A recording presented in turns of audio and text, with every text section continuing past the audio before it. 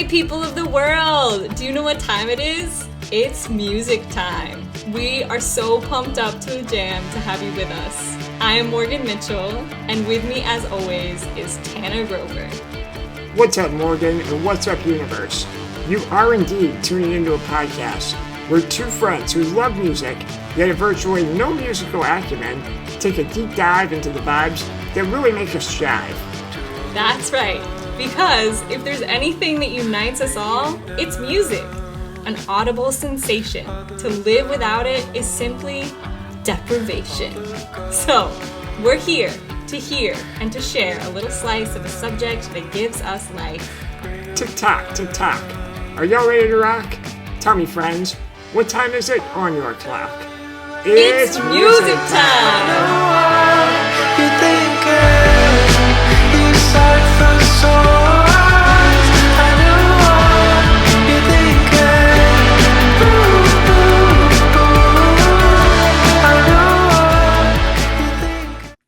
It's music time, everyone! Welcome, my name's Morgan Mitchell.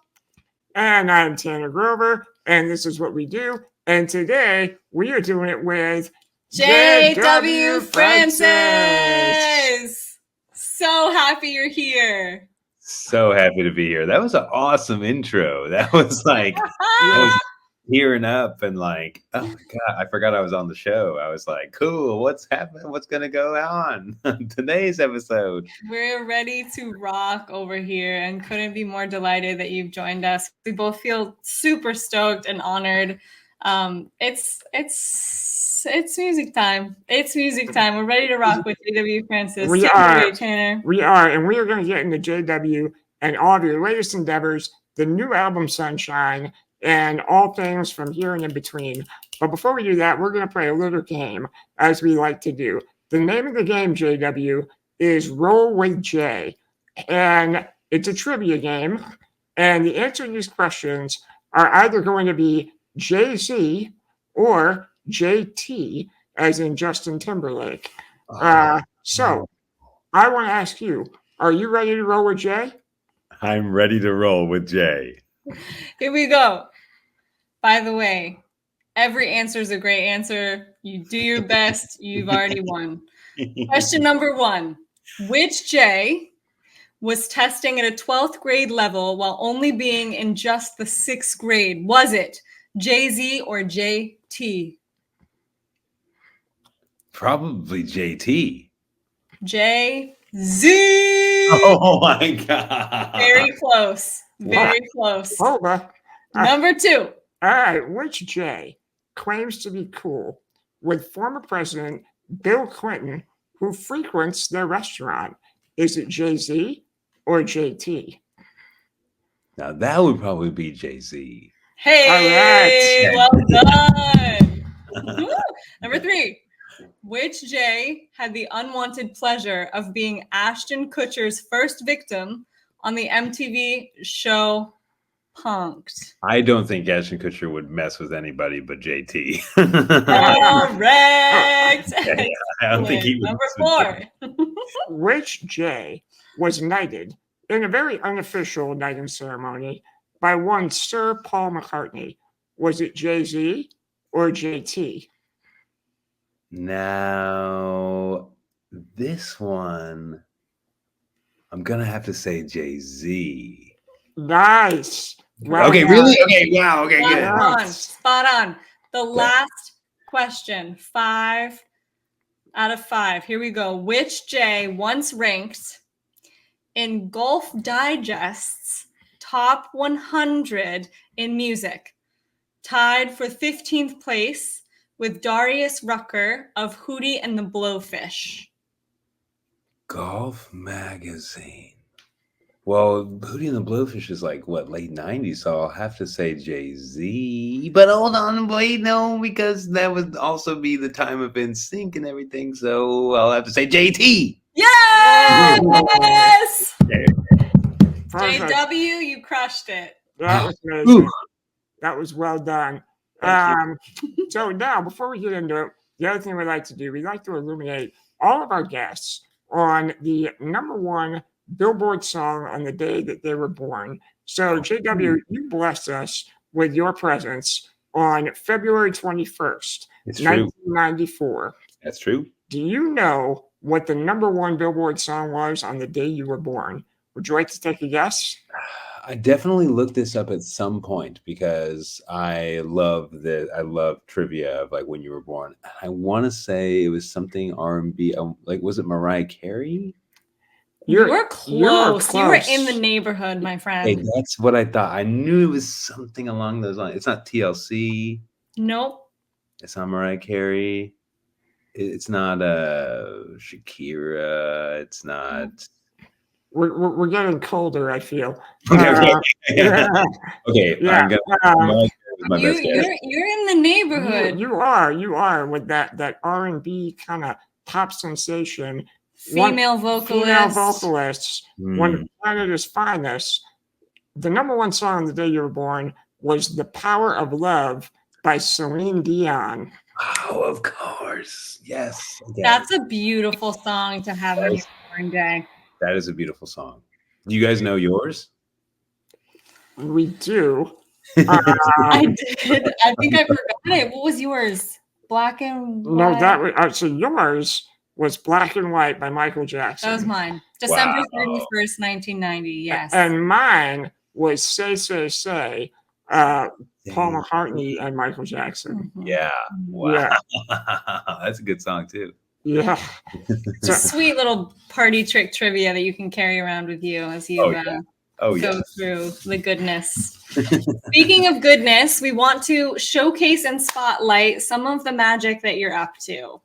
How you came to be this magical sunshine being and what you're up to. If it's okay with you, I'm just going to read through a bit of your... I don't have to do it. That's great. No, you just receive. You just receive the glow. Totally. Here we go. J.W. Francis is an artist who can't sit still. We love this for you. Yes. Born in Oklahoma and raised in France, Francis started his music career in New York, where he first built a name for himself before taking to the road, where he has lived for the past 3 whole years, everyone. Mm-hmm. What makes Francis special is his connection to people. So he writes over 100 Valentine's Day songs a year for his fans' loved ones, over 100, and regularly goes on dream tours, that he calls them, where he plays in only unconventional venues like backyards, roller rinks, children's museums, and retirement homes. How beautiful is that? All the while, he's earned his industry stripes, opening up for acts like Mild High Club and Wild Nothing, and consistently averaging 100 shows a year and solidifying him as an indie mainstay. Over 100 shows a year. He really can't sit still. I love it. When not on tour, Francis's love of nature sees him into various adventures. What adventures, you might ask? Well, while hiking the Appalachian Trail, for example, a few years ago, his fellow hikers dubbed him Sunshine, sparking the inspiration and title for his new LP called Sunshine. Out now on Philadelphia's Born Losers Records. Excellent. Yeah. Sounds like the gritty New York feel of the Velvet Underground was given a warm hug by the jangly, sunny guitars of the Byrds. 12 shimmering lo-fi, punchy pop songs deal with themes of both isolation and community, love and self-discovery. Now listen to this. The latter half of the year, JW will be touring the US, the EU, and the UK, while taking on his most ambitious journey yet, canoeing the entirety of the Mississippi River. Yeah. We are absolutely stoked and honored and delighted and inspired to have you on the show. JW, Thank you so much and welcome to It's Music Time. Oh, thank you so much for having me. I did the first part of that. I did the river. Now I'm going on the tour. Wow. And one thing about those Valentine's Day songs, which I did not foresee, is that now I'm marrying the couples that I wrote the songs for. Stop it! Yes, so So I actually married a couple on the river. I was ordained in Illinois, and they had me, I get to say by the power vested in me. And I've already got booked for a couple more weddings next year. And Isn't that magical? What does it feel like to do that? oh, it's such an honor. It's like, you already getting to write the Valentine's Day songs is already an honor of getting to receive people's words of this is why I love this person and I get to be trusted with this task. But then to be asked to be there on their most special day and play a big role, it's awesome. Wow. But What are your thoughts? I'm just curious on Valentine's Day as a whole, because I know that like it's a very like divisive holiday. It's actually my sister's favorite holiday. She loves it. And I kind of remember being like a little kid and doing like the shoebox thing where you get Valentines for your classmates and all that. But then I feel like there's this period in your life where all of it kind of goes away for a while, but then you kind of like come back to it in adulthood. So I don't know, what are your thoughts on Valentine's? I fully understand the more cynical, this is a capitalist thing to get us to buy those little sweet tarts and all that stuff, I fully understand that. And we don't need a holiday to love. We can love all throughout the year and, what have you. For me, I'm looking for any excuse to express that kind of thing. So just the fact that there's a day for it is a great excuse. It doesn't have to be the end all be all. You don't have to save your money for this one day you don't have to go to the steak restaurant and get the heart-shaped steak or, you don't have to do all that. It's more about the thought and about the gesture. And I think, honestly, I love kind of relieving people of that pressure because the song is so special. So like they don't really have to do much besides DM me of, hey, can you write this song about how I love my boyfriend or whatever, And so I love playing a role in that holiday. And it also, there's such a chasm between Christmas or New Year's and all that, the whole holiday season, and Valentine's. It's called the month of January, and it usually sucks. And it's just the worst. Like, unless you're in LA or somewhere where there's no seasons, then it's probably really short days and dreary and whatever. And also, it's for musicians, it's a tough time because there's no shows. People don't go out to shows, and so I didn't mean for it to be such an amazing project in my life. I've been doing it 6 or 7 years now. It was 2018 I started doing it, and it pays my bills in January. I get people donate, and I get to not worry about not playing shows in that period of time, and it keeps me really busy during the winter months. And so and like you said, it just gives me 100 songs, and like a handful of them are good, and then I can take those, and it's just such a good creative jumpstart to the year for me. Have you ever, that's so interesting, like going through that whole process, does that ever give you something that you might workshop on one of your own songs? 100%. Well, that was kind of funny is that Dreamhouse, my third album, it was almost an experiment. It's entirely composed of songs that were Valentine's Day songs in the beginning and that had been reworked. And, a lot of them, the lyrics, I'm just literally taking what people said. So it'll be like, Tanner, you're so thoughtful, it's something of whatever their partner has given me. So I do rewrite the songs to speak to me and to my life more rather than people's personal feelings about their partners. But and then I have a lot in the vault that is just good old Valentine's Day songs that I haven't been able to rework into my own yet, but will probably find their way into my discography at some point. That's amazing. That's to say it's a labor of love is cliche, but also true. Yeah.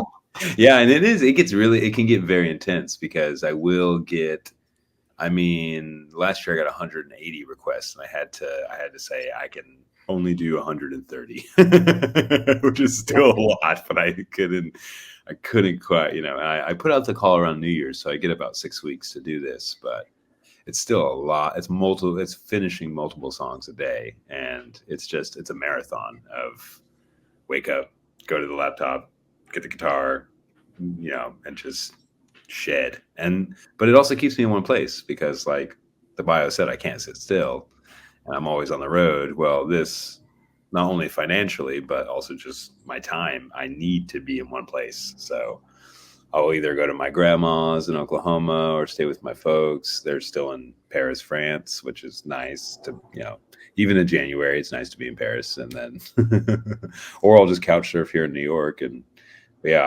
I, ever since walking the Appalachian Trail and living outside for 123 days, I just have not been able to sign a lease. Not because I can't, but just because I like being like this. I love being on the go. Beautiful. Yeah. So, we want to give you the opportunity to talk about, the new record a little bit. But before we do that, we just had this kind of curiosity of who JW was as a little kid and kind of what your relationship with, how your relationship with music started and how you kind of took that passion and skill and parlayed it into, a full-fledged career where, if you're not, writing songs for loved ones, you're putting out, great record after great record after great record. I mean, how did this all come to fruition? Take us back. Yes, I will take you back. I mean, it's just I have to do this myself a lot of times because it's just so much momentum that you kind of wonder how you got to this place. And taking you back, I had very young parents. They had me when they were 18 years old, and so they were always cool young parents. My dad tried to write for Pitchfork in 1999. He was a hipster OG, and he was making me mix CDs every month. I had a new mix CD for my Walkman, and it was The Strokes or Beirut or Arcade Fire, or all these bands coming up at that time that he was had his finger on the pulse. And so that was cool. And then I had my mom, who was very into REM and Nirvana and had grown up with all that stuff and imparted a lot of that onto me. But they were going to shows constantly. They were going to festivals. And they would bring me where they could. But I was always it was always a music household, even though they were not musicians. I mean, my dad does play drums, but they were not musicians. I was I want a guitar. And yeah, so we moved from Oklahoma to Vermont to Paris. And so that was because my mom had a dream to be a lawyer in France. And that's what she wanted to do. She was a French high school public teacher in Oklahoma and was how do I get from here to there? And she took out a lot of loans and just willed it to happen, basically. Got into a law school in Vermont. I had an exchange program with a school in Paris. And at the age of 12, I left Oklahoma and went along with her and these dreams. And I have 3 younger siblings. I'm an older brother. And so I had, from a young age, big responsibilities of looking after them. And I found myself giving guitar lessons really before I even knew how to play guitar, just so I could make money and help out around the house. And it was just this, it was very inspiring to be living the dream of my mom, watching her do it. So that kind of always had put stars in my eyes, and coming from Oklahoma to Vermont to France, it was I was always kind of wide-eyed and wow, just a simple boy from Oklahoma. and it was funny because I always played guitar. I taught guitar. I mostly played guitar so I could teach guitar to make money, to be honest, at the beginning, even though I loved music and everything, and I wrote my own songs, but I never saw it as I could never really sing well. I've only recently learned how to kind of sing. And I was always like, I like people, I like guitar, but I kind of wanted to go a totally different route in life. I wanted to study economics and help people that way, and study inequality, really. And that's what I felt like that was where I was going to could be contributing to society. But when I got to college, I actually founded a little music magazine, got a grant and found this space and started a recording studio, found that my skill was bringing people together, and it was really people, not the math and all the alone time that comes with studying economics. And so,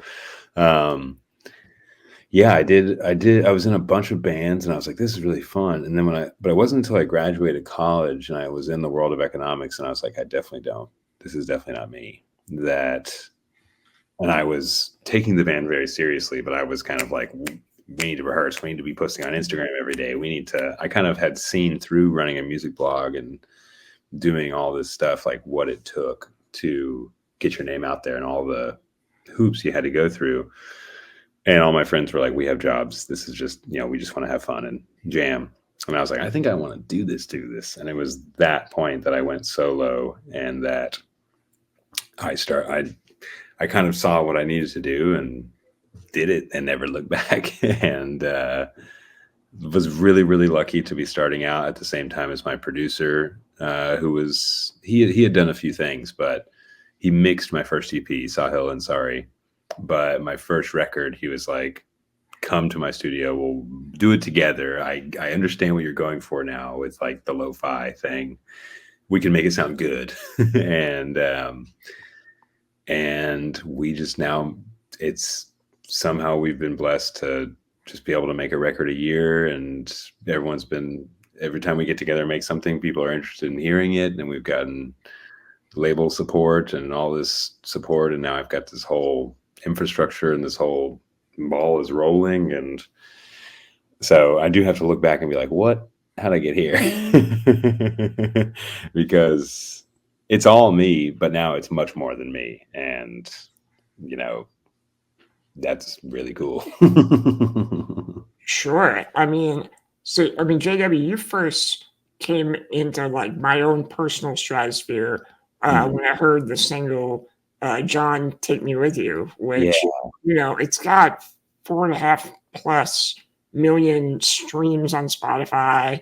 And it's just such a cool track. And it's funny, it's like, I don't want to dwell like on that one song, but like, did that kind of open the door for you in some ways when that, like, in terms of like accessibility and, people hearing your stuff? Yeah, definitely did. I'm actually pretty happy. I mean, every artist has, one song, two songs that are way above the rest. And I do have that to a certain extent with John, Take Me With You, which is, yes, definitely my most popular song. But I am kind of happy that, one, it's that song that's like, well, I don't have bad songs, I don't think, but it's like I don't think so either. Right. It's one of my more complex songs. That's what I like about that. I'm like, that's cool. It's not one of the simpler ones. It's kind of a complex song, but also it's not that much far above I have plenty of songs that are in the millions, which is so cool.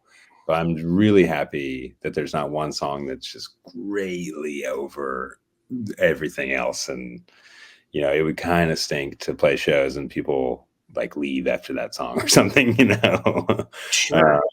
So it's funny because when it came out, and it didn't actually get on playlists when it came out, it's actually had like two big waves. One wave was like 6 months after it came out, like more towards when the record came out, it started to get picked up on playlists. But then in December of last year, a Garfield animation, just a YouTube video of a fan-made Garfield video came out using that song, and it in about a week got 2.5 million views on YouTube, which gave me a huge boost on Spotify because everyone was like, "What's the song?" And that was funny. And that was like 2 years after the song had come out. And so it's funny, like I haven't really viewed it as opening doors just because every song gets on like different little playlists or whatever and leads to something else, So a lot of people get into music and are like, there's one song that's going to be it. That's going to blow it up. Which to a certain extent that can be true. It really only takes one song, but it's so rare. And it's actually so much better to have people appreciate your whole, discography or what you're building more so than like what you did one time. Because there's a certain lightning in a bottle aspect with like a really good song. And that's why there's so many one-hit wonders, is because you fall in love with the song, not the artist.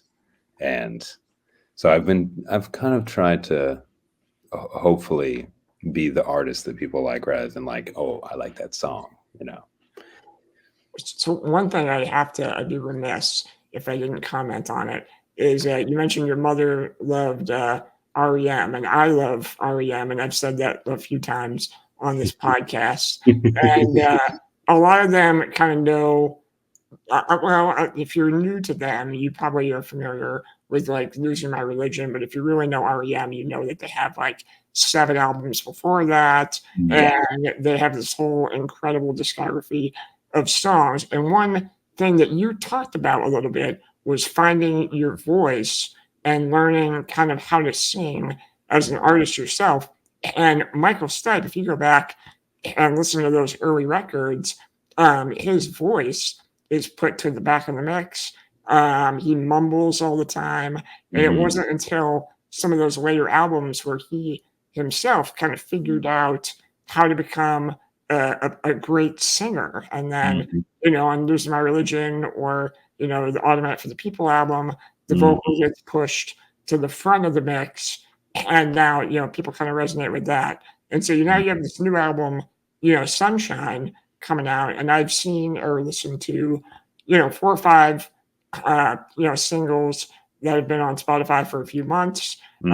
It's out now as of this recording, but I mean, so tell me, like, let's talk about Sunshine a little bit, and maybe how you feel.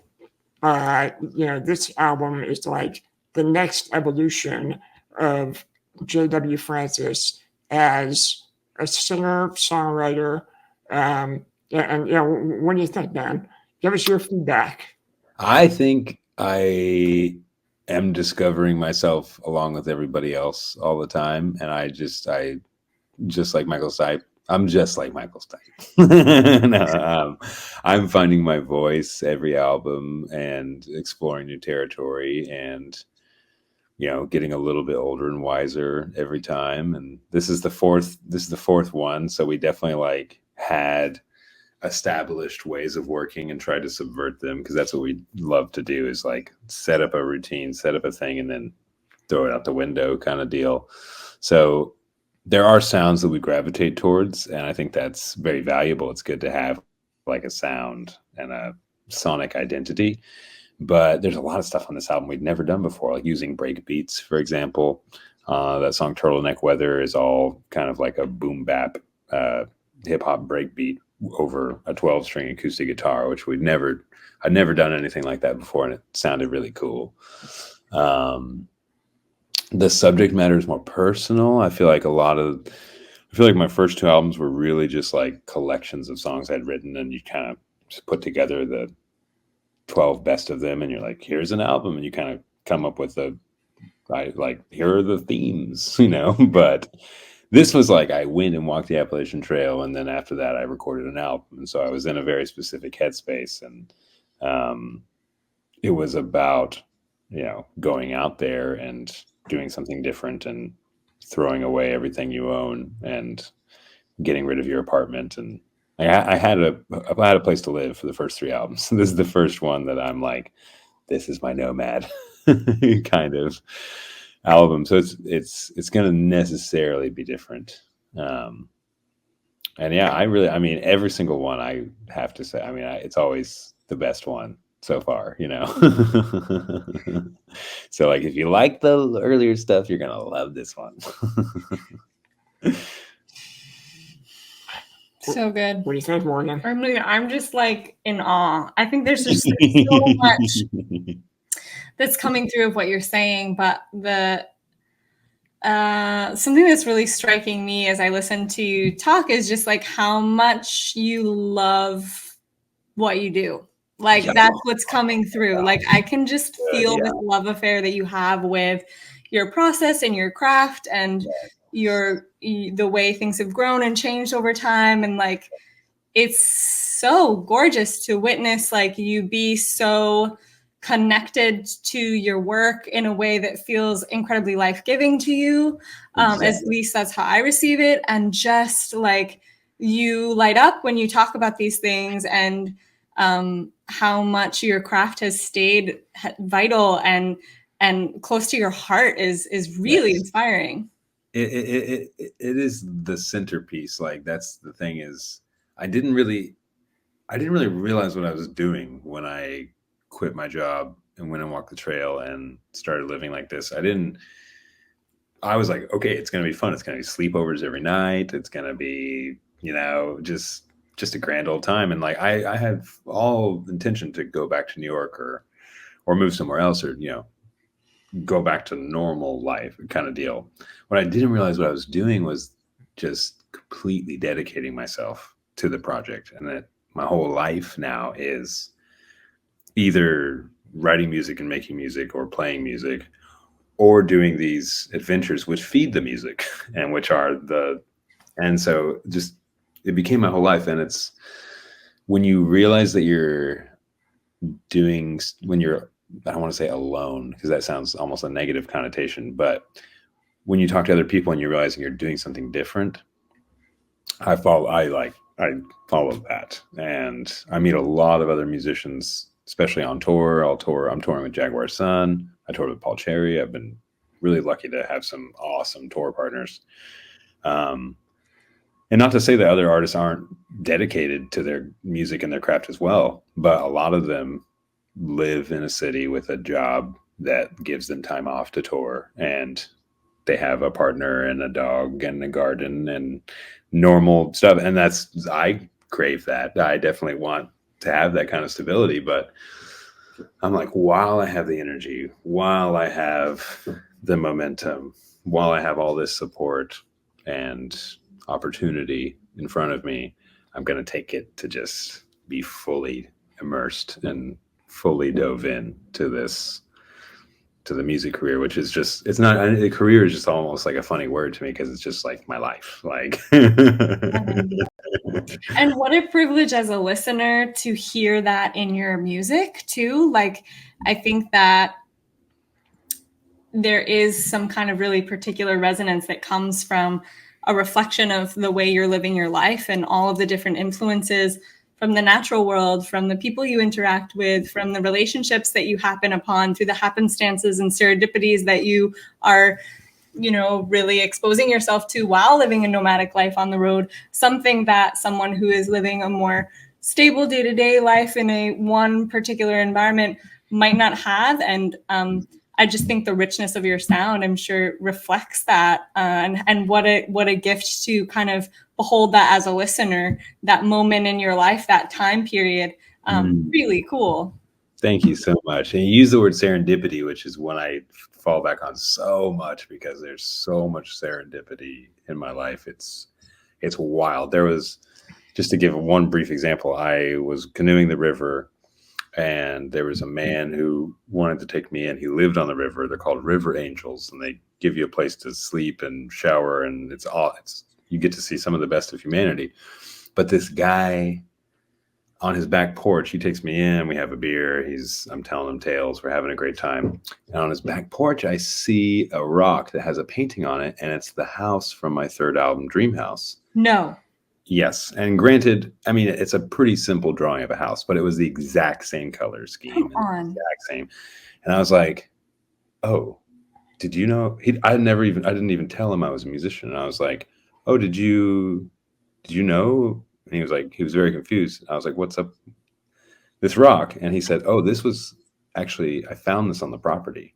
This was here before I bought it. And I was like, what? And he said, yeah, I actually asked the other owners about it, and they didn't know how it got here either. And so I just put it on the back porch, and I pulled up a picture of my third album, and he was like, wow, that's really crazy. I was like, yeah, that's really weird. It was, and stuff like that happens all the time, where it's just like, that amazing. Little nudges from the universe. You're right where you need to be, JW. pretty much, yeah, just like little nods, little winks, like, and I'll be freaking out, and it's even hard to explain why it's such a like that one is really easy to explain why I'm freaking out, but sometimes I'm like, you just said the exact same thing that some other person said a year, whatever. Totally. But serendipity. Man, serendipity or supernatural.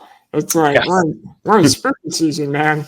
I know, now it's spooky season. I know. Yeah. Before it's serendipity, but now The last river house on the left. I love this. So speaking of being in nature, serendipity, the influences of the natural world, we're going to move into our section called the deep cut. And on the show, this is a moment for us to get a little deeper with a specific question that gives you an opportunity to riff on a topic and think about. So today, our question is based on, Tanner made this question sort of thinking about you as an explorer, as someone who is, surrounded by the sounds of the world and the sounds specifically of nature. So what nature sounds are you drawn to? And how do they affect your mood? So it could be something alarming, like the shrill shriek of a fisher cat in the distance, or something subdued, like the rustling of fall leaves in a cool wind. What sounds captivate you? And given the chance, could you harness these sounds? Would you create music with them? Yes, I think for me, because of the experience I've had in the last few months, the sounds of water have to be the ones that I gravitate towards the most. And rain, especially rain that's falling on a tent, just that little sprinkle. I would always have to pull out my phone and make a voice memo and just sit there and record it. Now I have all this ambiance that's going to go all over the next album of rain, but also of running water. I mean, there are sounds that do alarm you when you get out there that you're listening for. When you're on the water, you're listening for this kind of turbulent sound almost, and it's you'll hear it when a whirlpool opens up, and you have to either stand up on your boat and look forward to make sure you're not going into a whirlpool, or so there's stuff that you're tuned to for safety reasons. And obviously when you're on the trail, it's, cracking sticks and bears and, the sounds that those bigger creatures make. But I've always found the sound of rain so soothing. And even when it's something strange. Like even when I'm in a tent, I can almost feel carpet underneath my feet. Just this like supreme snugginess and coziness. I think I just must have had a lot of good times as a kid while it was raining outside or something. But I get this real VHS snug, just like watching a movie with popcorn kind of vibe, just a real homey feeling. And I can't really explain it that well, because rain is funny. Like it can be very violent and, torrential, and it can do a lot of damage. But I've always seen it as a benevolent thing. And I've always remembered that it ultimately brings life, even if it does, destroy. But so rain, big time. Water in general, big time. Yeah, I guess that's my best answer. Beautiful answer. Yeah. Tanner, what about you, man? So I had to think about this a little bit, and in Maine, which is where we're from, in late July and during the month of August, we get these called Dog Day Cicadas that make this kind of high pitched, almost like a buzzsaw sound, but it's like oddly soothing in this weird way. You know, could a buzzsaw sound soothing? Um, if it's a high, you know, if it's a Dog Day Cicada, it kind of does for me. And it also symbolizes like the harvest and going back to school, even like it's kind of like the time of year where you hear them. I can kind of remember, you know, waiting for the bus and it's a hot day out in late August and you hear this kind of buzzsaw. And it's just something I'm really nostalgic for. So when I think of like sounds of nature, I mean, how would that work, you know, on an album? I have no idea. I'm not a music guy, so I Right. couldn't really answer that. But maybe it could be, you know, in the mix somewhere. This kind of Yeah.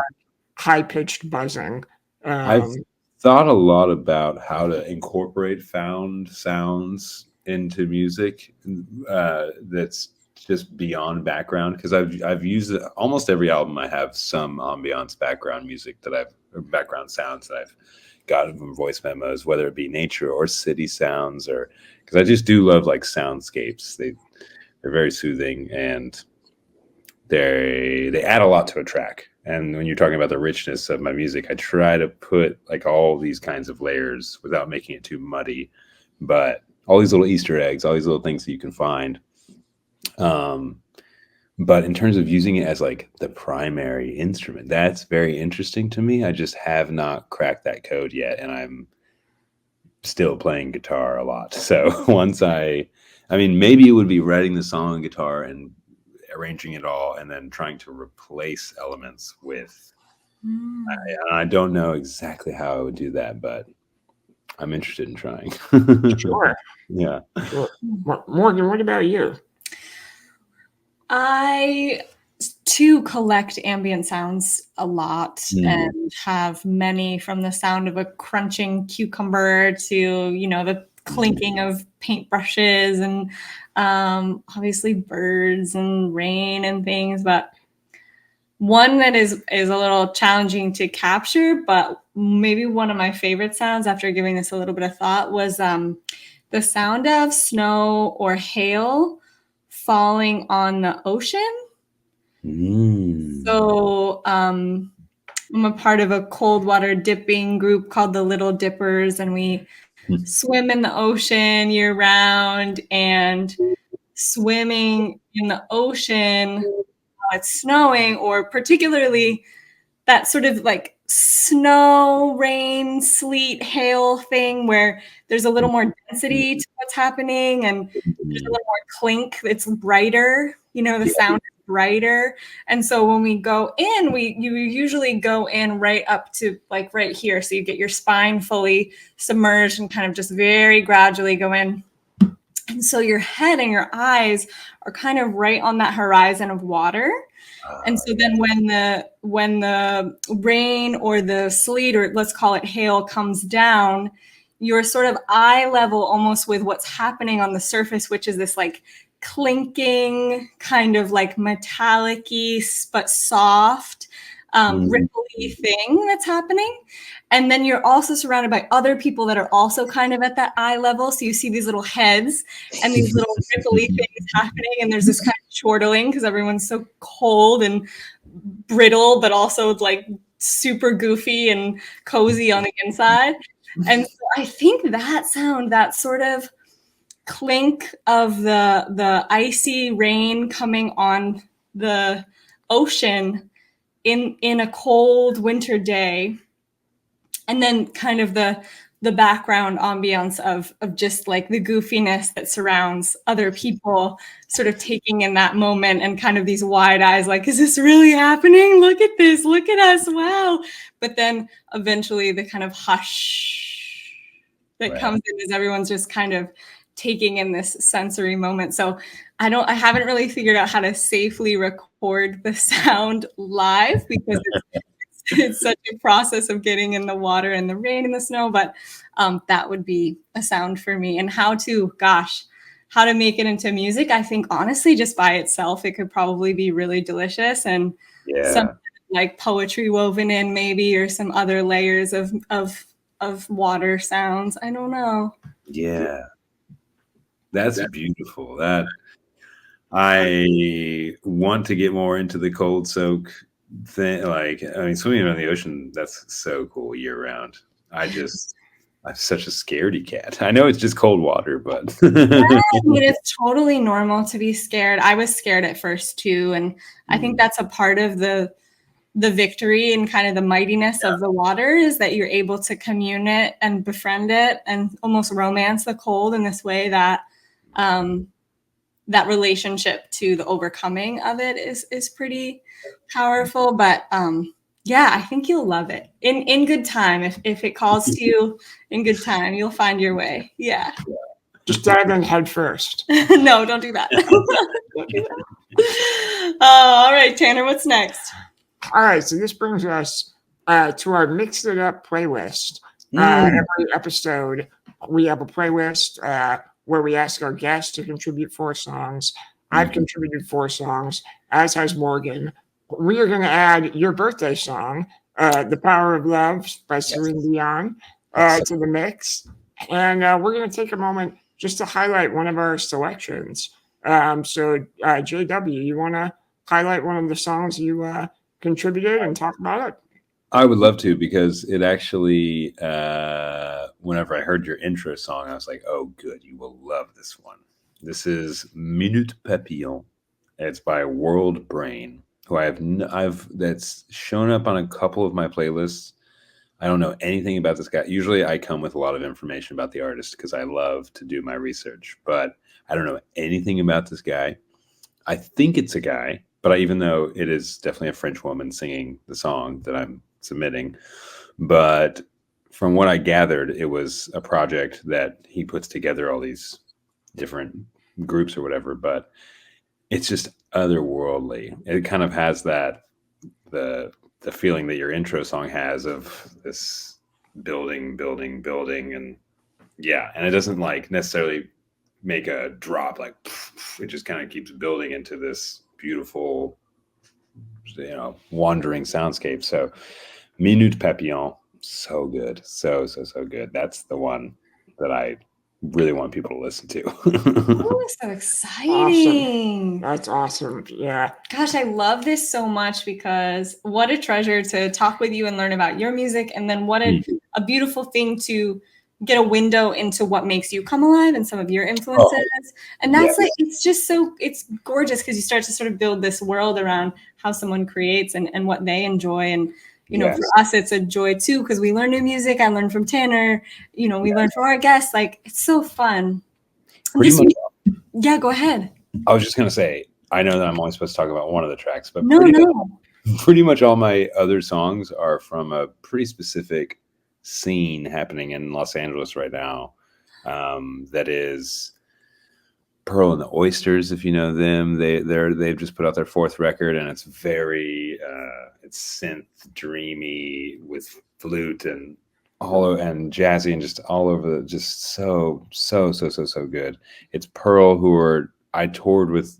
Some members of that group were in Mild High Club when I toured with them 2 years ago. Amazing. That's how I became friendly with them. And then Jerry Paper, who was an artist who was here in New York when I was coming up, and then moved to LA and is now in that scene, has a song called Scenic Route, which goes really well with everything we've been talking about, because it's just about taking life slower and taking the scenic route, basically. And it's just so good. But I love looking at not just artists, but the artists and their friends and the friend groups that produce great work. And you can see connections happening like in their music. And I think there's just something really special going on in Los Angeles right now, which is why I might be trying to make a move out there eventually. But stopping living the way I'm living is like jumping off a moving train. So there's never going to be like a good time to do it. I'm just going to have to do it at some point. Sure. But I've got at least until the first half of next year. I'm gonna be doing all kinds of crazy stuff. So so gorgeous, a scenic route. You know, that is very aligned with the song that I chose, which was "Peaceful Place" by Leon Bridges. It's a new song of his right now, which is just like, yeah, it's about finding a peaceful place that no one can take away. Just kind of this internal space of serenity, not because it's easily found, but because when found, then you can sort of have agency and choice in how you sustain it and maintain it. And just it's like such a beautiful reflection on this space that he's expressing of ease and sort of letting the world be the world and landing in his power and peace. So Peaceful Place by Leon Bridges was what I chose. What about you, Tanner? So when we were reading your bio, you mentioned that you had toured with Wild Nothing, which is one of my favorite artists. And so I was like, I'm going to just put on my favorite Wild Nothing song, which is A Dancing Shell, which I love the music video for that song. It's they used all these geometric shapes to create these like dancing people, but it's all just like, you know, lines and circles and whatnot. And it's really just kind of, I don't know, it's trance, I think is the word I would say when I hear that song. But then lyrically, it's kind of alienating in a lot of ways because he talks about basically being a dancing shell for another person just to like make them love them, you know? And I think the lyric is like, I'll be your monkey every night. If it makes you love me, watch me. And I'm just like, man, what, like, that's like poetry, you know? And so, I don't know, but I love Wild Nothing. I love a lot of, you know, what he does. I forget the guy's name. Jack. Right. Okay. I'm pretty sure. I toured with him, so I should know, but I'm pretty sure it's Jack. yeah. But yeah, check out that track, A Dancing Shell. Dancing Shell. Check that out. Well, it's hard to believe, but we're sort of sauntering our way towards a close here. Even though I feel like we could chat together for ages and ages, the three of us. We did want to just make sure people know where they can find you. So doing a little bit of plugging of some socials here. We've got your website, which is jwfrancis.com. Indeed. So people can find you there. JW_Francis is the Instagram. And Facebook, JW Francis is JW Francis, that's me. Facebook. JW Francis was taken, so I just. And X, JW Fran, yeah. Adore. TikTok, JW_Francis. YouTube, JW Francis. And Spotify, just search the good old JW Francis. That's right. You will be delighted. And of course, it's music time. You find us on podcasts, on YouTube, on Spotify, Instagram, and Facebook.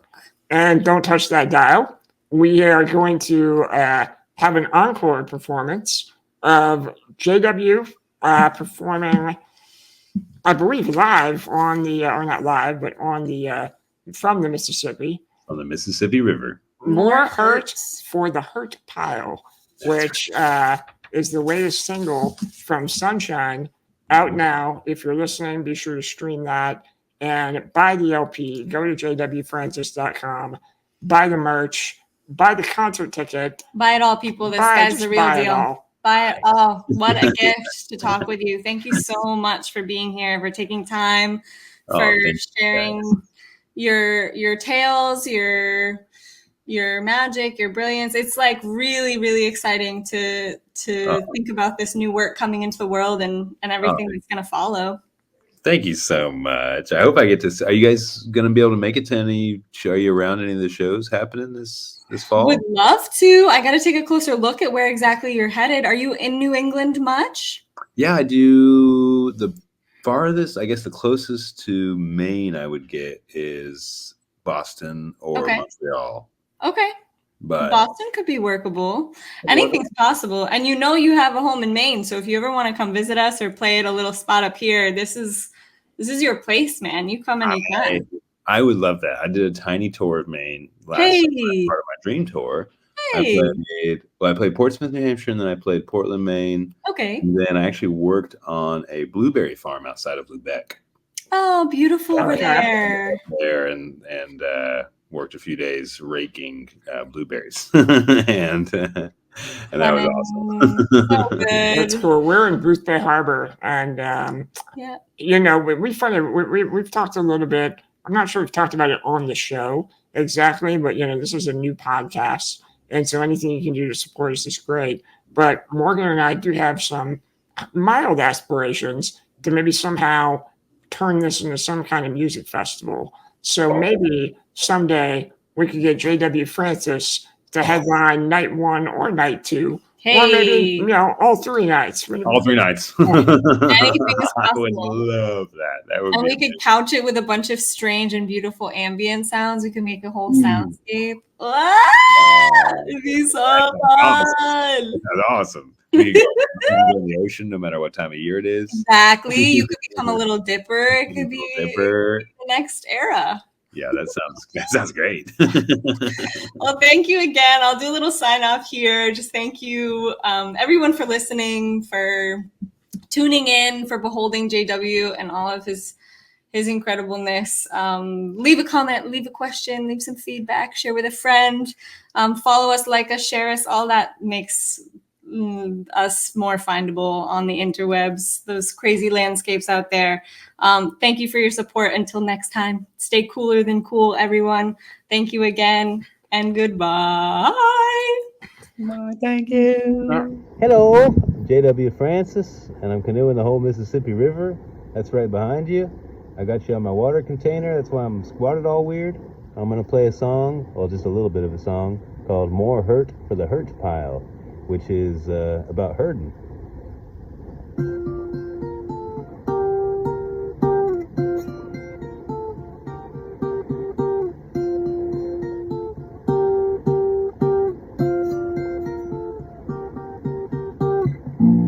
More hurt for the hurt pile.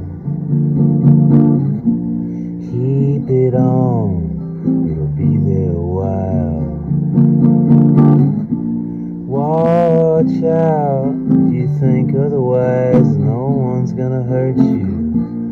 Breathe deep for a little while.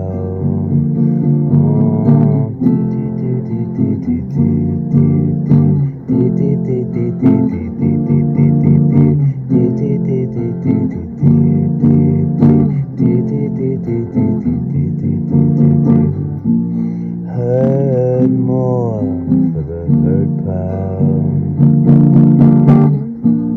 Breathe it in, it'll be there a while. Watch out.